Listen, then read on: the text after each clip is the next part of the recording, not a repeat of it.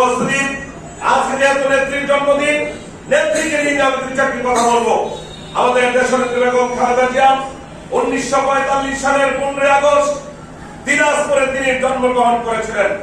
তার নাম ছিল খালেদা খানম পুতুল। তিনি জন্মসূত্রে বাইবর্ন, তিনি আল্লাহর একজন আল্লাহ প্রদত্ত একজন সুন্দরী ছিলেন এবং তিনি লেখাপড়ায় অত্যন্ত ভালো ছিলেন। তিনি বোনের বাসার থেকে এসএসসি পাস করেন। তার পরবর্তীতে শহীদ প্রেসিডেন্ট জিয়াউর রহমান পারিবারিক মাধ্যমে আলাপ আলোচনার মাধ্যমে এই দুই পরিবারের মধ্যে পরিণয় সূত্র আবদ্ধ হয়েছিল। দুটি পরিবারই বাংলাদেশের রয়্যাল পরিবার।